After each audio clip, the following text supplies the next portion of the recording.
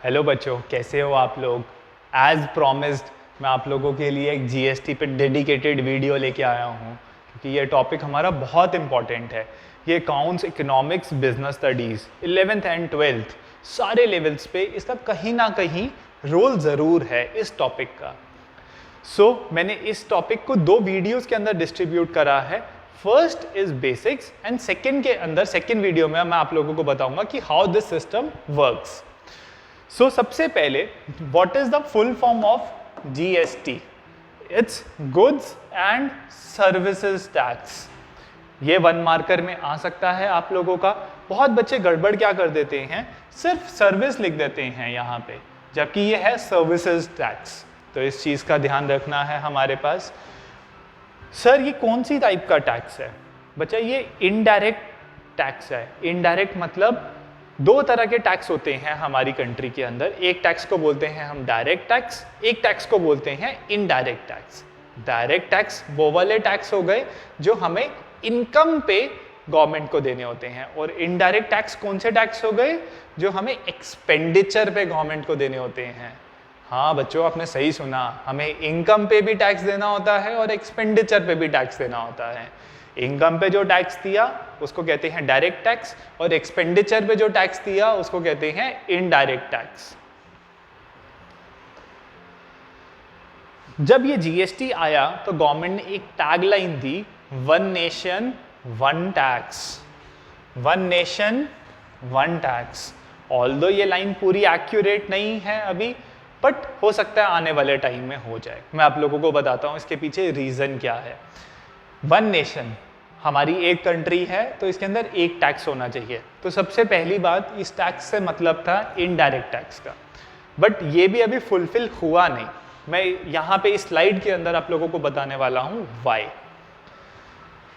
जब ये हमारे पास जीएसटी आया नहीं था, उससे पहले हमारे पास एक बहुत सारे टैक्स चलते थे हमारे पास। मैंने कुछ लिखे हुए हैं, इसके अलावा भी टैक्स होते हैं। मैंने इंपॉर्टेंट टैक्स लिखे।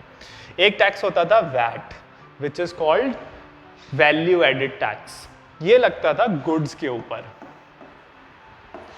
एक टैक्स था हमारे पास सर्विस टैक्स। ये टैक्स लगता था सर्विसेज के ऊपर, जैसे कि नाम से भी पता चल रहा है, सर्विस टैक्स। इसके अलावा हमारे पास होता था एक्साइज ड्यूटी लगती थी और कस्टम्स टैक्स लगता था। जो चीज़ें हम इंपोर्ट करते थे या मैन्युफैक्चर करते थे उनके ऊपर ये वाले टैक्स लगते थे। एक टाइप का टैक्स था हमारे पास एंटरटेनमेंट टैक्स। एंटरटेनमेंट टैक्स जो आप लोगों के घर में डीटीएच कनेक्शंस हैं या फिर जब आप मूवीज़ देखने जाते हो उसके ऊपर भी गवर्नमेंट कुछ टैक्स लेती थी, वो एंटरटेनमेंट टैक्स था। ये प्री जीएसटी की बात कर रहा हूँ। बट जब जीएसटी आया तो ये सारे के सारे टैक्स एबॉलिश हो गए। अब इनकी जगह कौन सा टैक्स लगता है? सिर्फ और सिर्फ GST, goods and services tax. But इसके अलावा अभी कुछ एक्सेप्शंस हैं हमारे पास जिनके ऊपर जीएसटी नहीं लगता। तो सबसे पहली एक्सेप्शन है हमारे पास पेट्रोलियम। अब इस पेट्रोलियम के अंदर क्या क्या आ जाएगा? पेट्रोल, डीजल और एलपीजी। इसके अलावा भी जो चीज़ें हमारी पेट्रोलियम से बनती हैं, जो कि क्रूड ऑयल से लिंक्ड हैं, उसके ऊपर आज भी जीएसटी नहीं लगता। अब आप लोगों ने देखा होगा पेट्रोल का प्राइसेस कितने ऊपर चले गए और सब बोल रहे हैं कि इसके अंदर टैक्स का कंपोनेंट बहुत ज़्यादा है, इसको भी जीएसटी के अंडर ले लेना चाहिए। अगर ये जीएसटी के अंडर आ गया तो पेट्रोल के प्राइसेस डेफिनेटली कम होंगे जो हमें मिल रहा है, पेट्रोल, डीजल, एलपीजी और जितने भी पेट्रोलियम प्रोडक्ट्स हैं। इसके अलावा नेचुरल गैस, इसके ऊपर भी जीएसटी नहीं लगता। Natural gas means CNG compressed natural gas, या फिर पीएनजी पाइप्ड नेचुरल गैस, या फिर जो भी नेचुरल गैसेस हैं हमारी जो भी कंज्यूम कर रहे हैं, चाहे इंडस्ट्रियल में चाहे रेजिडेंशियल एरियाज में, वो सारी की सारी जीएसटी के अंदर नहीं आती। और एक कंपोनेंट और है अल्कोहल। ये अल्कोहल का कंपोनेंट भी जीएसटी के अंदर नहीं आता। बट ध्यान रखना ये कौन सी वाली अल्कोहल है? जो कंजम्पशन करते हैं ह्यूमन बींग्स, ठीक है। जो डॉक्टर्स वाली अल्कोहल होती है या फिर जो सैनिटाइजर्स में यूज होती है अल्कोहल, वो तो जीएसटी के अंदर आती है। बट जो अल्कोहल फॉर ह्यूमन कंजम्पशन है वो वाली अभी भी जीएसटी के अंदर नहीं आती। अब एक बहुत कॉमन सा डाउट आप लोगों के माइंड में आ रहा होगा कि सर ये वाले आइटम्स जीएसटी के अंदर क्यों नहीं आते। ये जीएसटी के अंदर इसलिए नहीं आते क्योंकि सेंटर और स्टेट के अंदर जीएसटी को डिस्ट्रीब्यूट करना पड़ेगा, और ये तीनों आइटम्स जो हैं ये स्टेट गवर्नमेंट और सेंट्रल गवर्नमेंट के लिए बहुत ज़्यादा रेवेन्यू जनरेट करते हैं, मतलब कि टैक्स। तो इसलिए ये सेंटर के अंदर और स्टेट के अंदर आपस में सहमति नहीं बन रही, वो अग्री नहीं कर पा रहे कि कौन सी टर्म्स पे जीएसटी आना चाहिए इन चीज़ों के ऊपर भी। आई होप फ्यूचर में ये चीज़ें भी जीएसटी के अंदर आ जाएंगी और इनके प्राइजेस रैशनलाइज हो जाएंगे। ये जीएसटी के अंदर ये वाली चीज़ें नहीं है, तभी आप लोगों ने ऑब्जर्व करा होगा इन सब चीज़ों का प्राइस जो है वो स्टेट टू स्टेट वेरी करता है। पेट्रोल हरियाणा में अलग रेट का होता है, दिल्ली में अलग रेट का है, यूपी में अलग रेट का है। इसके पीछे रीज़न ही यही है कि ये जीएसटी में नहीं आते। जिस दिन ये चीज़ें जीएसटी में आ गई ये यूनिफॉर्म हो जाएगा, इनका प्राइस पूरी कंट्री में सेम हो जाएगा।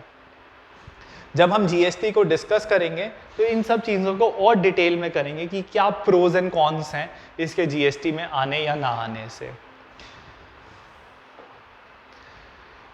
इसके बाद कुछ बेनिफिट है, तभी तो जीएसटी आया। जीएसटी से सबका बेनिफिट है। अगर जीएसटी आया, एप्लीकेबल हुआ, आप लोगों ने भी देखा होगा गवर्नमेंट का रेवेन्यू बढ़ गया। तो क्यों बढ़ गया गवर्नमेंट का रेवेन्यू? बिकॉज यहाँ पे टैक्स इवेजन नहीं है। टैक्स इवेजन का मतलब टैक्स चोरी नहीं कर सकता कोई भी। जो भी सेलर हैं, जो भी पूरी चेन है, मैन्युफैक्चरर है, होलसेलर है, रिटेलर है, कंज्यूमर है, हर बंदे को यहाँ पे, हर पर्सन को अपना टैक्स यहाँ पे पे करना पड़ेगा। कोई भी यहाँ पे टैक्स चोरी नहीं कर सकता। इसके पीछे भी एक रीज़न है, वो नेक्स्ट वीडियो में आपको थोड़ा सा समझ आएगा और पूरा कॉन्सेप्ट मैं क्लासेस में डिस्कस करूंगा आप लोगों के साथ कि यहाँ पे टैक्स चोरी क्यों नहीं हो सकता, टैक्स इवेड क्यों नहीं हो सकता है यहाँ पे हमारे पास। अब टैक्स इवेड नहीं होएगा तो गवर्नमेंट के पास जाएगा, गवर्नमेंट के पास जाएगा तो गवर्नमेंट का रेवेन्यू ज़्यादा होएगा, मोर रेवेन्यू आएगा गवर्नमेंट के पास, और मोर रेवेन्यू आएगा गवर्नमेंट के पास तो ये जाएगा कहाँ पे? अल्टीमेटली ये पब्लिक का बेनिफिट होएगा, क्योंकि गवर्नमेंट एक्सपेंडिचर करेगी कहाँ पे? पब्लिक के लिए। रोड्स बिल्ड होंगी, एटसेट्रा, बहुत सारी चीज़ें हो सकती हैं, हॉस्पिटल्स। अल्टीमेटली इससे बेनिफिट किसका है? पब्लिक का। इसके बाद हमारे पास एक कॉन्सेप्ट रह जाता है इसके अंदर कि ये प्रैक्टिकली एप्लीकेबल कैसे होता है, जीएसटी प्रैक्टिकली चलता कैसे है। तो बच्चों उसके लिए स्टे ट्यून्ड, नेक्स्ट वीडियो के अंदर मैं डिस्कस करने वाला हूँ कि ये प्रैक्टिकल पार्ट ये चलता कैसे है। Thanks for watching the video.